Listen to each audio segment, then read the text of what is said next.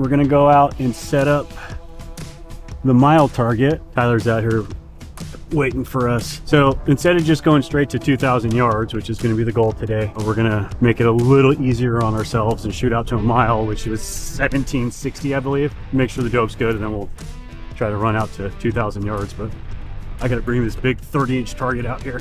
There's not a ton of places, at least in Southern California, that you can just go shoot at 2,000 yards safely. All right. Can you rotate it? Yeah, I can rotate it. Can you rotate it in the truck? Are those muscles for show? No, stay up there. No, why? Trust me. Trust me, it'll be a lot easier. What do you want? Rotate it so it's bracket up. There we go.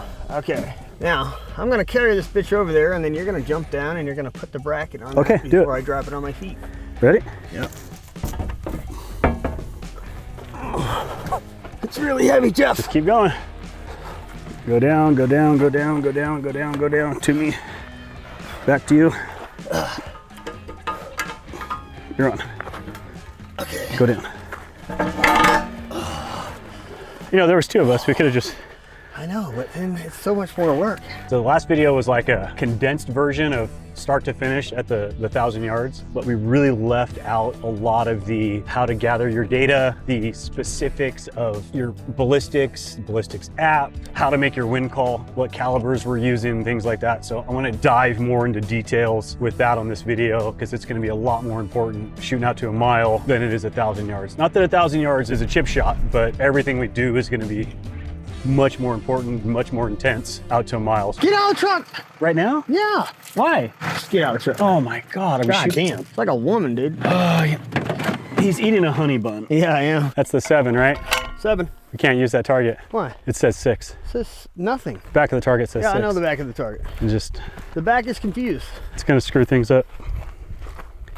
Yeah, I'm gonna get back so I can poop. I'm just gonna zero this rifle here. I'm just getting my stuff set up first. This doesn't have a 0 at all on it, so it's gonna be a little quirky to start. I'm gonna need to bore sight it. And now we're going to just tag a piece of steel at 100 yards, make sure we can get on the steel, which will verify that we can be on paper and we're not shooting random rounds, costing ammo.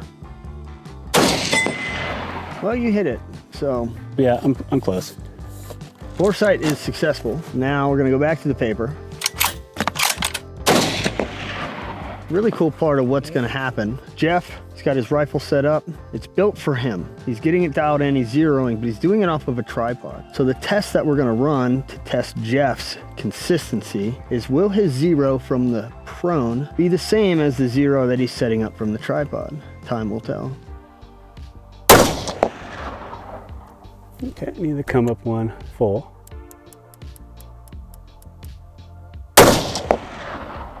The top right diamond, that's gonna be your seated tripod 0. I just want you to shoot 3 rounds at that diamond. Then we're gonna break your position, drop down into the prone. You're gonna build best position you can, and we're gonna test your prone 0 to your tripod 0 and see if they're the same or if there's problems.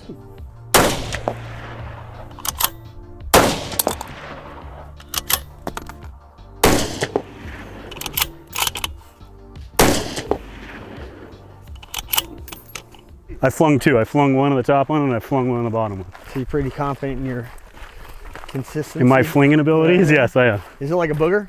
Absolutely. You call your misses and you call your shots enough over time. We're gonna have a poll, right? Like, online. We're gonna ask who's better dressed, me or you. It's definitely you. I got a shirt tucked in. I got a basket weave belt. I know, but I like your shirt. I got dressed in the dark, so I didn't wake a baby up. So this is your tripod 0, right? Got one in the center. Mm-hmm. Feel good? Yeah, dude, that was my first shot. And then down here, prone. If I had to say, do you have a deviation? I say no, right? You look really good. The group size, clearly, it's not fantastic. It's not fantastic, no. Right? This is about a minute and a half. Yeah. And this is easily sub MLA, yeah. Right? You pulled that one? Yep. Cool. With this, I don't know if you can tell, right? And maybe this is something that you can talk on a little bit about what you were seeing through the scope.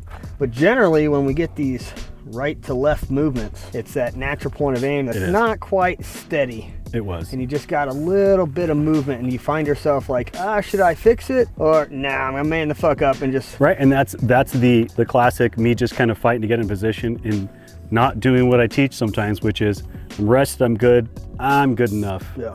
I can make it work, right? Yep, yep. So that's exactly what happened. I was sort of just timing my little figure 8. Yep. And just kind of hold on to it. As far as I'm concerned, that's my first shot. That's my first shot. My 0 is identical. So here we have the Falkor LWS 7mm PRC LWS. It's their LWS long action, LW7 Plus. Got the top rail that can be swapped out if you want to use just the small pieces. I prefer the long rail on top. And then you've got their LWS chassis, which has a lot of features where you look M-lock. We also have the adjustable mag catch, right? So what that means is I can adjust the height of the mag catch to fit magazines, or I can actually tune the rifle to feed more proper without running into nose-diving projectiles and things like that. So other things, we have our thumb rest here, multiple positions, but for the most part, this is a very basic setup. The entire rifle as it sits right now is 4.5 pounds. Once we start adding optic, bipods, things like that, it's obviously going to get a little heavier, but we still should be able to fall somewhere under that 10-pound range. It's going to be a great setup for hunting, NRL hunter, the competitions where your rifle weight is a factor. And we're going to try and stretch this baby out to 1 mile today. And we're going to do incremental. So we'll 0 now, get the rifle set up for me, which also means it'll probably be set up for Jeff. And then we'll take it out, we'll chronograph it.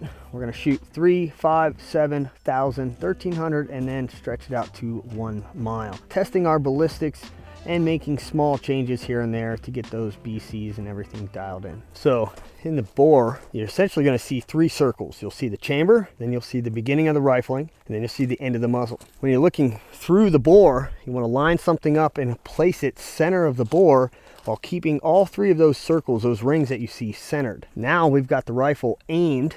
We're not creating parallax inside the barrel. And now we look through the scope, we need to adjust the parallax. Then we can start adjusting and bring that reticle to where we've aimed the bore. So we're gonna do that now. This thing might be zeroed with its original 0. It's a possibility. The machining tolerances are so tight that you should have the ability to go from one rifle to the next. I've got the rifle built for me, but the scope is not set up for my perfect eye. There's like perfect and then there's me. So I'm gonna need to go and have Jeff put something in front of my scope, and I'm going to fine tune the reticle so that the reticle's set for my vision, which is somewhere in the ballpark of 2010, 2015, depending on the light inside the doctor's office that day. So here we go. Max magnification. I can see perfectly clear. So now what I've found that works the best, instead of like playing in this range, is we're just going to start rotating counterclockwise until the reticle blurs. So now I'm at a blurry spot, so I'll start working it back to the right. I'm focused on the crosshair. It appears like the magnification's changing. So I'm going to keep rotating it. And once I found that spot where I feel like it's crisp, it's not going to get any more clear, I'm going to relax, close my eyes, you know, just let that eye kind of settle back down, because you're using power to make your eyeball focus. We don't want that. We want the reticle to just be natural to your vision. So now it looks great. So normally after I finish getting everything dialed in, I'll mark it. So I know if Jeff jumps on my rifle and spins my diopter, I can always go back to where my spot was. You can expect that your 0 may change if your diopter's rotated or set in a different location. And you can also expect that your parallax will not be the same, right? By changing that lens, you're also messing with the parallax location. So keep that in mind, that these are just reference points on the side of the parallax knob. So now I want to check the parallax. So what I'm doing is I got the rifle set up to aim at the target, and I'm just moving my head back and forth without disturbing the gun, trying to see if the reticle moves on a stationary target, telling me that the reticle and the target are not on the same plane in space inside the scope, which right now is such a small amount of movement that, you know, you may not care. But if we're zeroing, we want to take every step possible to ensure that we are not messing things up when it comes time to shoot distance. And I think I've got it damn near perfect right now. I'm gonna let Jeff check it out. If it's set for me, it's gonna be set for Jeff, as long as he doesn't change my diopter setting. Yeah, parallax is solid. As I talked about, you set the diopter for you. Whatever prescription your eye is, that's what the reticle's set at. Like I said, it also changes your parallax. So if you look at the parallax knob right now, right here, the indicator on the parallax knob doesn't say 100. We're aimed at 100. It actually kind of at the top edge of 75. From now on, I can either mark that spot so I know where 100 yards is always going to be from my settings, or I can just remember that 100 is not 100. It's more like the top side of 75. Ready? Sure. All right, we're gonna go center, just in between break pause and type 1 malfunction. Ready? Send it. You've got to be kidding me. This thing's fucking amazing. That 0? I didn't move off the target. I didn't see which target you had on. I was moving around. That's because you're a loser. We actually didn't hit paper. Yeah, I didn't think so. But I think we're just above the paper, probably a little high. But the recoil management on this thing is insane, dude. It's a 7-pound gun. It's gotta be that muzzle brake. There's a shot at the bottom of the upper paper. I'm gonna aim 1.3 mils low.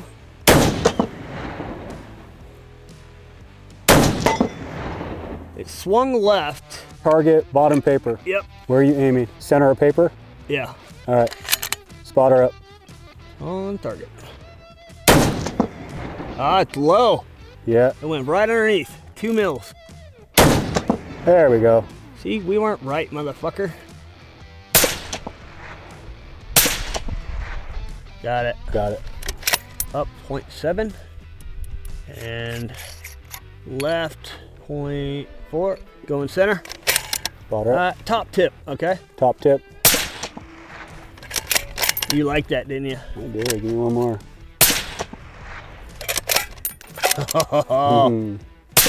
Oh, look at that. Not bad for my crappy hand loads. I'm just good, brother. I mean, not Just good. bad. Give me 0.3 right. Can you give me one more? Okay. Okay. Spotter up. Are you going to look at your group? Yeah. It's like a proud papa. To be fair. Oh, to be fair. My first shot on every single target. That's fine. The competition's more than one shot. I feel like right now you're in trouble. I'm not worried about You're it. in trouble. I'm all about function, not aesthetics. We just chronoed that rifle. We're gonna go to history. We're gonna go to this session summary. And what we're gonna do is we're gonna show that he had a standard deviation of 12.2, but his average is 2805. 2,805 feet per second. That's the number that we need. He's gonna take this number and he's gonna plug it into his ballistics app. I've named the rifle 7 PRC, 175 grain X for ELDX, so I can just easily scroll through, find that rifle. So I selected the projectile with the G7BC at Mach 175 because I care more about that ballistic coefficient for distance shooting than I do what's in the muzzle. And then I come down, I've got all my rifles set up, and right here 2805 muzzle velocity. And a few other things I like to add is velocity threshold. I would like the calculator to tell me where I reach the transonic range. We're gonna take this information, gonna hit back, gonna go to our chart, and now we got all of our drops and our come ups, the shoot distance. We're gonna go 300, 500, 700, and 1,000, and we're gonna adjust as we go, right? And we're gonna try and stay away from adjusting muzzle velocity and look more at is the scope tracking and is the ballistic coefficient actually what it says it is, right? Exactly. So that's probably where we'll focus our shift. We do need to make sure that our atmospherics is updated correctly. So using density, altitude, or temperature, pressure, and relative humidity, especially for that mile shot, it's really gonna matter. Yeah, so what I do want to touch on is the reason why we need to know the weather is weather and altitude matters, right? So you could take temperature, altitude, relative humidity, and you could calculate those, or you can just take what's called a density altitude, which is kind of a combination of all those. And essentially, the heavier the air, the lower you are, or the thinner the air, the higher you go, it's going to affect the bullet flight. It's going to affect the amount of drag that bullet has, and so therefore it's going to affect your ballistics data. So knowing what your weather is when you true it and when you zero it allows you to carry that over anywhere you go. You can just put in new weather and the app's going to give you new calculations based on that weather or based on that altitude. What's your wind call? 0.4 left. Spotter up. Impact, bottom left. So there's like no wind. All right, so we're gonna go for the 500 plate. It's a circle, 12 inches, We're dialed up 2.3 and we're gonna hold left 0.4. Just kind of going off of our experience at 300. It's the same conditions. Checking parallax. On target. Impact, right edge. All right, so that was a 0.6 wind call that we should have had. More like an 11-mile-an-hour wind. Yeah, we're feeling a lot of wind here, but the mirage isn't telling me there's that much wind. Okay, 700 is diagonal from there. Yep, I'm on it. Okay, we're gonna go 1 mil wind. 1 mil. Now we'll go 0.9. Yeah, I'm getting a lot more wind out there. Off the left side. Off the left side. Okay. Impact. Probably got one more in us before we need to let it cool off. Go 1,000, dial up 7.2. I'm gonna go 1.2 left, try to account for wind and also some of that spin drift. Center. No call. Impact. I heard the ding, brother. All right, now we can let it cool off. We're gonna go for that mile, baby. We're gonna go 1.5 left. No call. All right, we're gonna add some wind. Yeah, it's a tough spot because it's grass. There's a lot of grass around the right. Yeah. Right, it's the sagebrush that we get lost in. We'll do the same wind call, but we'll add a mil, all right? Okay, 1-3 left. No call. We're gonna go 3.5 mils left. Spotter up. No call. I'm gonna go up to 21 mils. 21.3. No call. 3.2 mils left. 3-2 left. I'm gonna go 1 mil high. No call. I can't even see a fucking trace from here. It's a lot of wind. All right, I'm going drastic here. No call. Not even any dirt splash. Nothing.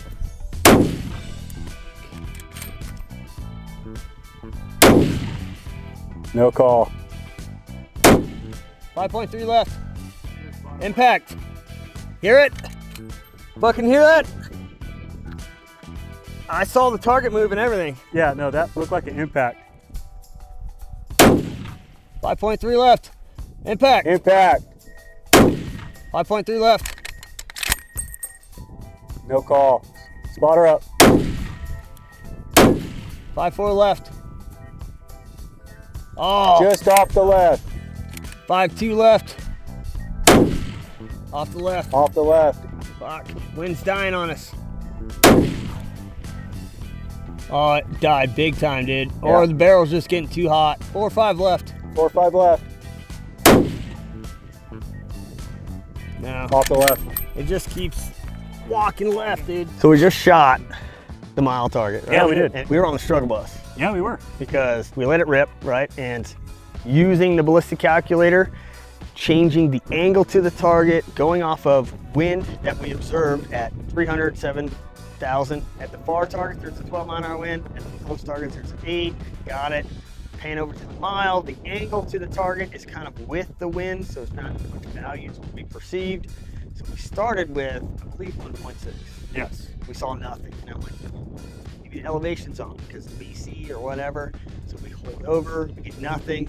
Okay, let's go with that full value. So then we hold 3.2 mils, still get thick. Yeah. It's like, ah. All right, let's go back to the 1300, which we skipped over. Let's see what our elevation looks like there. Elevation was perfect. Spot on. And Wind was good. Wind was like right around that 12-mile Yeah. range. So we're like, okay, is something weird happening in the transonic range? Because the bullet's going transonic around 1450. Come back to the mile. Okay, I'm gonna hold 5 mils high. Finally see the impact.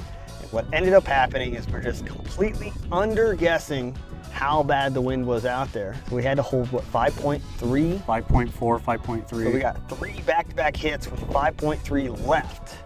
So now we go back, we do the math. The value could be completely different than what we think it is out there. But if we just leave the value the same and we play with the wind speed, it's a 22 mile per hour wind at the mile. Which is probably about right. I mean, we know that we're feeling probably 8 to 10. It's about 12 midway. You do the math, okay, it shouldn't be that. It's probably a 20-mile-an-hour wind at the target. I don't doubt it. We get a lot of wind out here like that, right? But just experiencing all of this, you know, and you got to sit back and you say, Is the bullet failing? Is it just hitting transonic? Is it tumbling over itself, right? You ask yourself that question. I've seen bullets rip apart in flight because we're not seeing anything, no tiny little splash of dirt. I'm like, is it not making it there? Like, there's so many different things that are going through my head at the time. I'm like, man, we were just banking on, hey, we got a 12-mile-an-hour out to 1,000. It's probably going to be the same over there. We should have looked at more bracket for wind. Hey, what's a 12? What's a 18? What's a 24? And we could have played the wind game. We know what direction it's going. We've got clear mirage all the way out. We just didn't give it enough. Yeah, I actually kind of like that we struggled because I've talked about it before. Shooting out to 1,000 yards is hard. Shooting out to 1,300 yards is hard, but going that extra 400-500 yards is an absolute game changer. It's not a linear curve on how difficult it is. It's exponentially harder. Well, I mean, you can see the wind blowing right now. Right? It was a good time.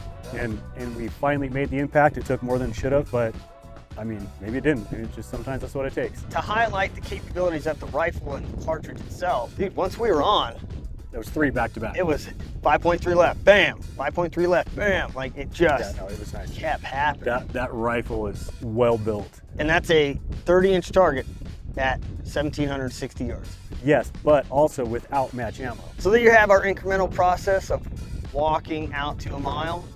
When you want to test your trajectory, make sure your ballistic calculator is working the way it's supposed to, try to make any adjustments. This is the easiest process to go through. Find your targets, space them out, and then hopefully you'll be dealing with a little bit better either backdrop conditions or wind conditions that allow you to get on target a lot faster. Like, subscribe, appreciate you guys following. Until next time, Jeff and I are out of here. Peace.